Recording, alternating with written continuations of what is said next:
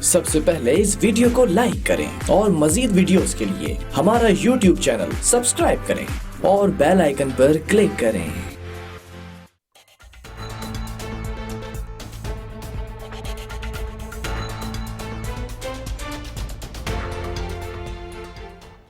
Welcome back नाज़रीन। Break से पहले आपने सिंध हुकूमत का मौक़िफ़ जाना सूबाई वजीर के जो है वो थ्रू।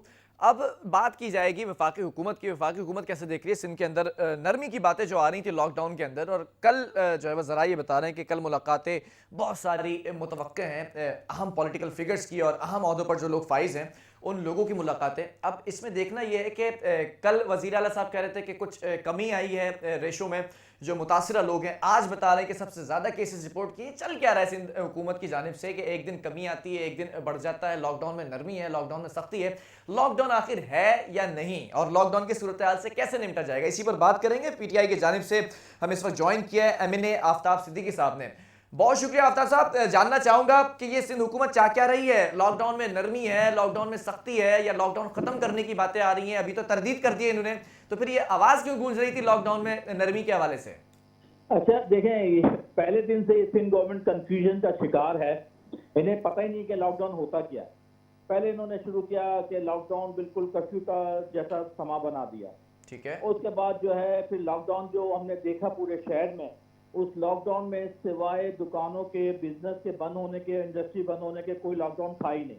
आपको मालूम है कि कराची शहर में 45-50% जो आबादी है वो कच्ची आबादी है पे मुश्तमिल कराची शहर है, जहाँ 3-3 फुट 4-4 फुट की गलियां हैं और एक एक घर में जो है 8-8 10-10 लोग रहते हैं, तो वहाँ लॉकडाउन हो ही नहीं सकता।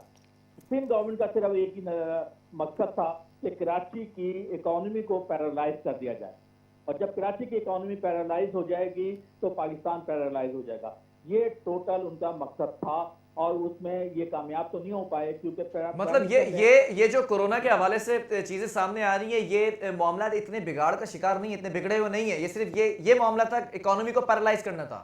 जी बिल्कुल। देखें सर, ये तो बड़ी ब्रेकिंग न्यूज दे रहे हैं आप। जी बिल्कुल, मैं काफी दिनों से बात कर रहा हूं, और हमने तो ये, हमारा जो लॉजिक था वो ये था कि स्मार्ट लॉकडाउन होना चाहिए, लॉजिकल लॉकडाउन होना चाहिए। लॉकडाउन के लिए प्लानिंग करनी चाहिए थी। जो 26 फरवरी को पहला केस सिंध में आया था, उसके बाद से इन्होंने 24 मार्च को लॉकडाउन का अनाउंसमेंट किया। 17 मार्च को इन्होंने कहा कि हम 20 से 25 लाख अफराद को राशन देंगे। लॉकडाउन का मकसद ये था कि उस दौरान आप हेल्थ फैसिलिटीज इंप्रूव करें, आप क्वारंटीन सेंटर को अपने हॉस्पिटल से बाहर ले जाएं। आज नहीं, ये तो आप एक अलग ही कहानी सुना रहे हैं। अभी सईद गनी साहब तो सब अच्छा ही कर रहा अलाप कर गए, कह रहे राशन भी तकसीम कर दिया 9.5 लाख लोगों को, और जो है वो लॉकडाउन भी बेहतर जा रहा है, फैसिलिटीज भी जो हेल्थ सर्विसेज है वो भी बेहतरीन है। देखिए, दो वजीर, एक मुशीर, एक सीएम, ये 4 अफराद पे मुश्तमिल सिंध गवर्नमेंट है। इनके ना एमएनएस नजर आ रहे हैं, ना एमपीएस नजर आ रहे हैं। हमने ये देखा कि 2 महीने में क्वारंटीन सेंटर अपने हॉस्पिटल से बाहर नहीं हुए। सबसे बड़ी इस वक्त जो प्रॉब्लम है, हॉस्पिटल में ओपीडी बंद है, सर्जरीज बंद हो चुकी है, डेंटल सर्विसेज बंद है, हर किस्म की सर्विसेज बंद है। 10,000 ऑपरेशन जो सर्जरी थी वो पोस्टपोन हो चुकी हैं। नॉर्मल जो बीमारियां होती थी, सर्जरी होती थी, थैलीसीमिया के लिए ब्लड की शॉर्टेज हो चुकी है। बिजनेसमैन कंफ्यूज हैं, ताजिर कंफ्यूज हैं। इनका जो है कि क्योस इन्होंने पैदा किया हुआ है। किसी दिन कमिश्नर साहब का स्टेटमेंट आ जाता है, किसी दिन चीफ सेक्रेटरी का आ जाता है, किसी दिन के मिनिस्टर या सीएम साहब की आ जाती है। टोटल कंफ्यूजन है। सिंध के अलावा आप देखें कि पूरे पाकिस्तान में एक जैसी पॉलिसी है, और सिंध में सिर्फ कराची की हद तक लॉकडाउन का अनाउंसमेंट है। लेकिन सिंध हुकूमत तो ये कह रही है कि सिंध के अलावा किसी सूबे में राशन तकसीम नहीं किया गया। सर जी, राशन भी तकसीम हुआ है।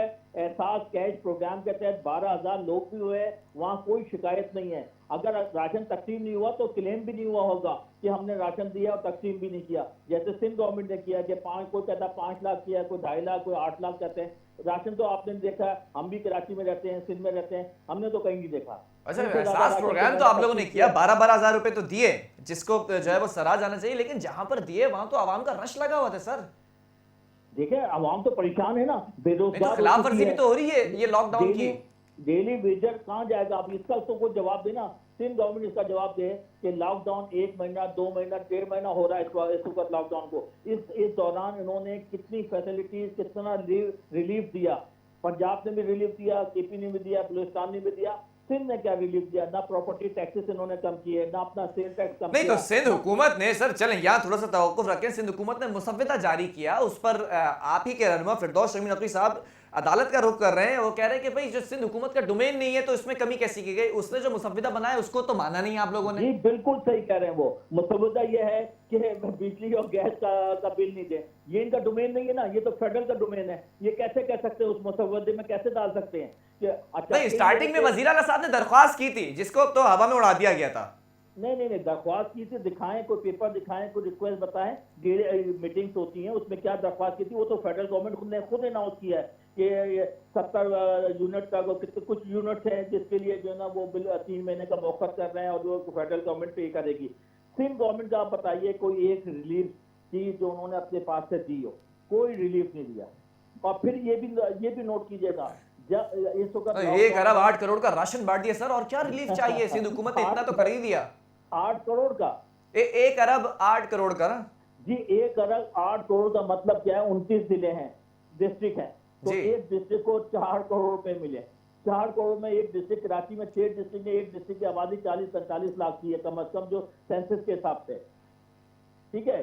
तो अब 40 लाख की आबादी में 4 करोड़ रुपए कहाँ है? कहीं हमें तो कहीं किसी को नजर नहीं आया। रात की तारीखी में बांटे हैं, गुमनाम राशन बांटा है इन्होंने, तो एक डिफरेंट बात है।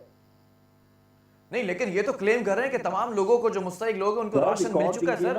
रिकॉर्ड दीजिए, यहाँ पे सारी एजेंसीज मौजूद हैं कराची में। सुप्रीम कोर्ट में रिकॉर्ड तो जमा करा दिया ना सिंध हुकूमत ने। कहाँ जमा कराया? वो तो क्या अभी सईद गनी साहब कह कर गए कि भाई रिकॉर्ड हमने सुप्रीम कोर्ट में जमा करा दिया है। पता नहीं, हमें तो नहीं मालूम कि कब जमा कराया, और ना किसी को राशन देते हुए। राशन में भी क्या दिया है? आटे में कीड़े हैं, पत्ती 13 साल पुरानी निकल रही है। वो तो सिंध के लोग दिखा रहे हैं। पता अच्छा, अभी यही सवाल किया था मैंने, जवाब मुझे मिला है कि ये हमारे खिलाफ साजिश है, हमने नहीं किया ये। सारी साजिशें इनके खिलाफ है, ये साजिशी खुद है। नहीं तो सिंध में तो यही हुकूमत कर रहे हैं ना, और कौन हुकूमत कर रहा है? आप देखिए कि इंटीरियर सिंध में थरपार कर देते हैं, लाड़काना, नवाबशाह, गंबट, सब जगहों पे जो सूरत हाल है, इससे ज्यादा जो लोग कोरोना से मरे, इससे ज्यादा तो कुत्ते काटने से लोग मर गए। चले मुझे एक बात बताएं सर, आफ्ताब साहब ये बताएं कि सिंध के लॉकडाउन में कोई नरमी देख रहे हैं, या फिर कल मुलाकात मुतवक्का है? सदर साहब होंगे यहाँ पर मुलाकात के लिए? जी बिल्कुल, प्रेसिडेंट साहब पहुंच चुके हैं, कल मुलाकात है। और मेरा ये ख्याल है कि लॉकडाउन पूरे पाकिस्तान में एक जैसा लॉकडाउन होना चाहिए, जो कि लॉजिकल हो, जो स्मार्ट लॉकडाउन हो। आपने कोरोना से के साथ साथ गुर्बत से भी लड़ना है। नहीं तो कोई प्रेडिक्शन करना चाह रहे हैं कल की मुलाकात के हवाले से? कोई अहम फैसला सामने आ सकता है लॉकडाउन की सूरत हाल से निपटने के लिए? जी, हम तो ये एक्सपेक्ट करते हैं कि सिंध गवर्नमेंट को भी स्मार्ट एंड लॉजिकल लॉकडाउन करना चाहिए। अच्छा, स्मार्ट लॉकडाउन का मतलब क्या है? कैसे मामला को संभाला जाए? देखिए, मैंने अभी आपसे कहा ना कि कोरोना के साथ साथ, पैंडेमिक के साथ साथ गुर्बत, अफलास से भी हमने लड़ना है। दोनों चीजें हैं, और एक इंटेलिजेंट तरीके से दोनों चीजों को हैंडल करना है। स्मार्ट लॉकडाउन का मतलब है कि आप दुकानों को जो परमिशन दें, ताजिरों को जो परमिशन दें, वो इस किस्म की हो कि टाइमिंग, उनके सेट टाइमिंग हो, उनके पास SOPs बनाए जाए, उस SOPs के हिसाब से वो अपना बिजनेस को ऑपरेट करें। इसी तरह इंडस्ट्री को SOPs आप देखेंगे अभी पिछले 2 महीने में फार्मास्यूटिकल इंडस्ट्री खुली रही, इसी तरह आपका फ्लोर मिल, राइस मिल, कहीं कोई एक केस जो है ना कोरोना का नहीं निकला, इसलिए वो SOPs फॉलो कर रहे हैं। लेकिन केसेस तो बढ़ते चले जा रहे हैं सर। अगर केसेस को कंट्रोल कर रहे हैं तो लॉकडाउन को तो सख्त करना पड़ेगा, जो सिंध हुकूमत करना चाह रही है। सर जी देखें, केसेस बिल्कुल एहतियाती तदाबीर आज 404 जो है वो केसेस रिपोर्ट किए गए, सबसे ज्यादा केसेस। अगर लॉकडाउन की सूरत हाल में केसेस ये हैं तो लॉकडाउन में नरमी के, अगर जो वफाक कह रहा है, अगर नरमी कर दी गई तो केसेस तो और बढ़ जाएंगे। सर मुझे ये बताइए कि सिंध के पास कैपेसिटी क्या थी टेस्टिंग की? पहले तो इसलिए टेस्ट वो नहीं आ रहा था कि कैपेसिटी नहीं थी। जब आप टेस्ट करेंगे, हमने तो दोनों चीजों को मैनेज करना है ना सर। एक तो ये कि आपको गुर्बत को भी करना है, डेली विजिट को भी करना है, कोरोना को भी करना है। 2015 में हीट वेव आई थी, 1500 लोग मर गए थे कराची से। अगर इनको इतनी हमदर्दी होती, मोहब्बत होती अपने लोगों से, तो ठंड में लोग नहीं मर रहे होते, भूख से, प्यास से, अफलास से, गुर्बत से, और कुत्ते के काटने से, दवाइयां ना होने से, एम्बुलेंस ना होने से। ये तो आप इनकी हिस्ट्री तो उठा के देखें सिंध में। नहीं, तमाम चीजें अपनी जगह, लेकिन अगर लॉकडाउन को खत्म करने की बात है या नरमी की तरफ अगर जाएंगे तो आप नहीं समझते क्या केसेस बढ़ेंगे? नहीं, हम इसको बिल्कुल रेजिस्ट करेंगे। लॉकडाउन खत्म नहीं होना चाहिए, स्मार्ट एंड लॉजिकल लॉकडाउन होनी चाहिए। ठीक है, बहुत शुक्रिया आफ्ताब साहब प्रोग्राम को ज्वाइन करने के लिए और वफाकी हुकूमत का मौक़िफ़ रखने के लिए।